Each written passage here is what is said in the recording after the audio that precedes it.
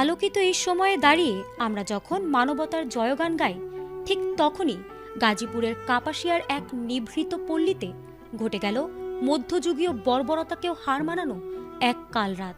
যে অন্ধকারকে আমরা আইয়ামে জাহেলিয়াত বলে জানতাম, সেই একই কালো ছায়া যেন ভর করেছিল রাউতকোনা গ্রামের এক জীর্ণ ঘরে। নিজের রক্ত, নিজেরই সন্তানদের জীবন যখন বাবার ছায়ার আড়ালে বিপন্ন হয়, তখন প্রশ্ন জাগে, কোন আদিম আক্রোশ বা বিকৃত মানসিকতা মানুষকে এমন পৈশাচিক পথে পরিচালিত করে?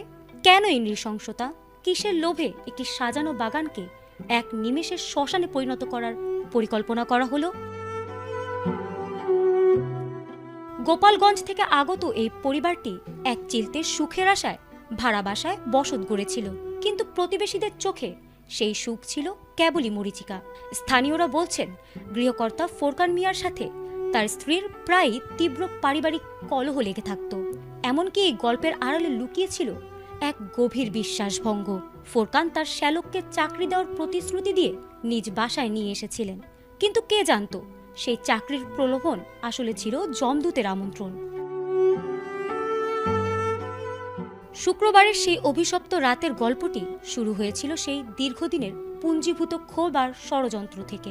পুলিশ ও গোয়েন্দাদের ধারণা, খাবারের সাথে কোনো চেতনা হারানো ওষুধ মিশিয়ে সবাইকে নিস্তেজ করার পর এই ভয়ঙ্কর তাণ্ডব চালানো হয়েছে।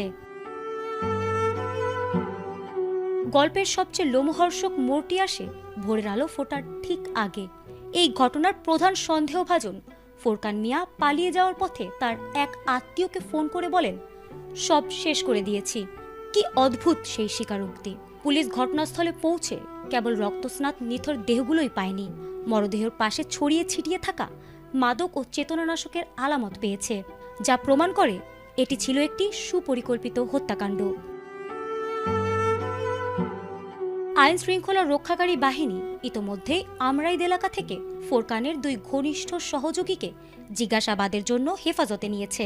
তবে মূল সন্দেহভাজন ফোরকান এখনও পলাতক। তবে তাকে আইনের আওতায় আনতে তার মোবাইল লোকেশন ট্র্যাক করার পাশাপাশি বিশেষ অভিযান পরিচালনা করছে আইন শৃঙ্খলা রক্ষাকারী বাহিনীর একাধিক টিম। কেন তিনি এমন দাবি করলেন? তার গ্রেপ্তারি হয়তো উন্মোচন করবে এই বীভৎস কাহিনীর পেছনের আসল সত্য।